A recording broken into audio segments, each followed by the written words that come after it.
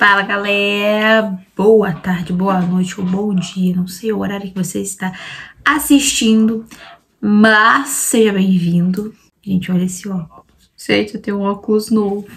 Isso não convém, mas eu tô falando da benção que Jesus me deu, porque meu óculos era assim, ó. Essa aqui era a parte certa, essa aqui é a parte torta. Antes ele era assim, agora Deus me deu um novo pra glória dele. E hoje o vídeo é muito especial e confrontante. Nós hoje vamos falar sobre o tema de cair e me escondi. Às vezes a gente tem muito disso na nossa caminhada, de cair em pecado e querer se esconder de Deus. Com isso, a gente vai começar falando que um abismo chama outro abismo. Antes da gente cair assim, bem real, na situação do pecado, a gente vai dando legalidades que apontam para esse e a gente finge que não vê, mas eles estão ali acontecendo. E a gente pode citar a frieza espiritual, a soberba, o orgulho, o acovardamento e se permitir se assentar e fazer as mesmas coisas que os ímpios. E a gente vai citar o nosso queridíssimo Simão Pedro. Assim, a gente vai falar que ele começou com autoconfiança demais, dizendo, mesmo que tenha que morrer, eu não te negarei. Ele mostrou, olha como eu sou top, eu não vou negar Jesus, não vou negar o meu amado Cristo. Pedro também, em Marcos 14, 29, disse que não se escandalizaria por Cristo. Então, mesmo que todos ali se escandalizassem, ele seria diferente. Olha como o cara é superior aos outros, olha como eu sou tal.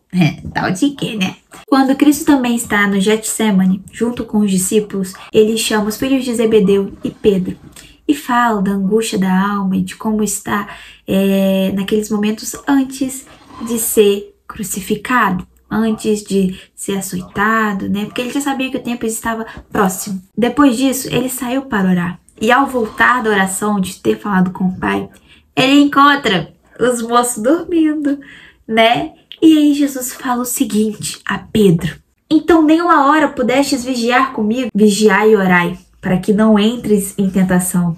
Na verdade, o espírito está pronto, mas a carne é fraca. Então, às vezes a gente fica muito assim, tem problema não. A gente fica adormecido na fé, assim, não tem problema não. E depois, a consequência vem. E a gente fica, opa, a gente cai na real. E aí já é tarde demais, não é mesmo? Outro ponto muito importante é falar que Pedro teve descontrole emocional. Haja vista que ele somente, no momento que Jesus estava sendo preso, ele cortou a orelha do soldado Malco. E aí Jesus disse, mete a espada na bainha. Não beberei porventura o cálice que o Pai me deu? Olha como que Jesus é obediente e controla. E Pedro lá, quem é você aí? Eu vou cortar sua orelha. Jesus estava debaixo de um propósito, então quando estamos debaixo de um propósito, a gente não tem que permitir que outras coisas de fora tirem o nosso foco. E após Jesus ser preso também, Pedro começou a segui-lo de longe. Não é esse o cara que estava falando que mesmo que todos os negassem, que se escandalizassem, ele não ia fazer isso? E Pedro, depois de Cristo ser preso, começa a segui-lo de longe. E não somente isso, ele depois se senta à roda dos escarnecedores, com pessoas que ali zombavam de Cristo. E não menos importante, ele começa a negar Jesus plenamente. Ele negou 3 vezes. Ele negou a princípio, depois ele negou e jurou, e por fim ele negou e praguejou. Antes eu não sabia o que era praguejar. E aí eu pesquisei e descobri que é o xingamento. Xingamento de demonstrar com todo ser que ele não conhecia Jesus. Quem é esse homem? Não conheço. Portanto, é evidente que com isso tudo, Pedro negou o seu nome, o seu Senhor, o seu apostolado, o seu ministério. Ele chegou ao fundo do poço. Uma coisa que a gente tem que entender é que, às vezes, quando eu estava estudando sobre essa mensagem, ouvindo o pastor Hernandes Dias Lopes, não sei se ele é pastor, mestre, mas, né? Ele falou tem Pedro dentro de nós. E eu, não. Pedro está dentro de nós e a gente tem que lutar contra essas atitudes, essas soberbas e estes males. Mas ainda não é o fim da história, porque ainda há a reconciliação com Cristo. Jesus não esqueceu de Pedro quando Pedro se escondeu de Cristo e se afastou. Vale lembrar que o mesmo lugar onde Pedro estava sentado com os escarnecedores era onde Jesus estava, sendo zombado por eles, sendo este o mesmo local que Cristo e Pedro estavam. Cristo fixa os olhos em Pedro. E Pedro logo se lembra da palavra que Jesus tinha dito, que antes que o galo cante, me negarás 3 vezes hoje. Com isso, ele sai daquele local e chora amargamente. A gente tem que analisar a palavra fixa. Jesus fixa. Ele olha. E a gente tem que entender que os olhos do Senhor são os olhos de justiça e são olhos de misericórdia. Ele fixou seus olhos em Pedro e viu que foi traído, foi abandonado, foi humilhado. Mas mesmo assim, ele estava ali disposto a abraçar Pedro e ser como um amor para ele. Uma vez que Pedro chorou amargamente, ele entendeu que aquele caminho que ele tinha seguido era sim o de distanciamento com Deus, com Cristo. E ele viu aquele olhar de misericórdia, de amor, que o constrangeu. Nessa mesma perspectiva, isso me lembra a música Fogo em Teus Olhos, porque ela diz que fogo em teus olhos fez eu me apaixonar, queimou todos os outros amores. Os olhos de Deus são olhos que nos olham, que nos constrange e que nos mostra que os outros amores não são nada comparado a Ele. E por isso queima. E aquilo vira pó e vira cinza, porque nada vale.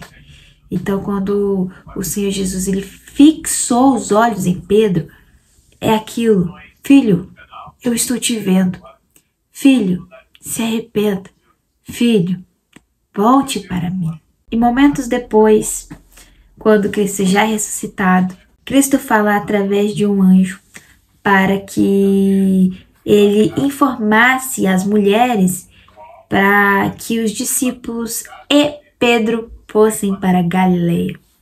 Aí a gente entra no quesito: por que falou e Pedro? Sendo que Pedro já é discípulo. Com aquela situação toda, Pedro já estava no estágio que ele já estava se escondendo. Por que se escondendo? Porque ele já estava não mais se sentindo um discípulo, um dos que andavam com Cristo. E por isso, Cristo já sabendo de tudo, Cristo tendo os olhos de que nada escapa, ele sabia como o coração de Pedro estava. E por isso disse: e Pedro. Então, o Pai nos vê, vai nos ver. Não adianta nós nos escondermos. O Pai nos vê. E ele ainda fala: venha, Ariadne, venha, Pedro, venha, irmão que está aí do outro lado, e volte para o caminho, porque eu quero que você volte aonde eu te chamei e cumpra o que eu te designei. Quando eles voltaram para a Galileia, não achando Cristo a princípio, Pedro disse que vai pescar e os discípulos o seguem. Já que ele era o líder dos discípulos, os discípulos começaram a segui-lo. E eles voltam ao mar para pescar e não conseguem pescar nada. Nisso, Jesus aparece e fala: filhos, vocês têm algo para comer? Jesus, ouvindo que não, fala aos discípulos para lançar ao outro lado, o direito.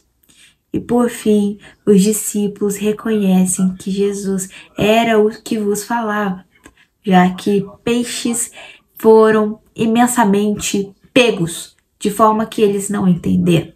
E depois daquela grande colheita de peixes, eles jantam e após Jesus direciona as palavras para Pedro e lhe pergunta: Simão, filho de Jonas, ama-me mais do que estes? E ele respondeu: Sim, Senhor, tu sabes que te amo. Jesus disse: Apacenta os meus cordeiros. Tornou a dizer segunda vez: Simão, filho de Jonas, ama-me? Disse-lhe: Sim, Senhor, tu sabes que te amo. Então Jesus lhe disse: Apacenta as minhas ovelhas. Jesus então disse a terceira vez: Simão, filho de Jonas, me amas? Então Simão entristeceu-se por lhe ter de dizer pela terceira vez: Senhor, tu sabes tudo, tu sabes que eu te amo. Jesus disse-lhe: Apacenta as minhas ovelhas.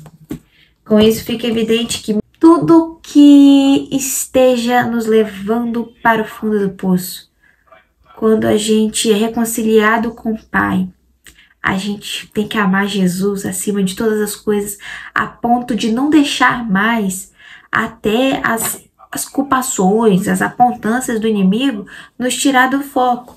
Porque o inimigo vai ficar acusando a gente, mas a gente tem que ter amor ao Senhor de tamanha forma e entender que Ele nos quer reconciliados, que Ele nos quer por perto para cumprirmos o propósito que Ele nos designou, que é apacentar as ovelhas, que é cumprir o nosso chamado segundo a voz do Senhor, no que Ele nos direciona. Que a gente diminua o Pedro que é soberbo, Pedro que é autoconfiante nas suas próprias forças, do Pedro que é superior aos outros, e começamos a nos reconciliar mais com o Pai e cumprir o que Ele quer para nossas vidas, e não permitir que pecados e quando cairmos nos faça nos esconder de Deus, mas que nós cheguemos a Ele e pedir perdão para que sejamos reconciliados e voltar ao caminho certo.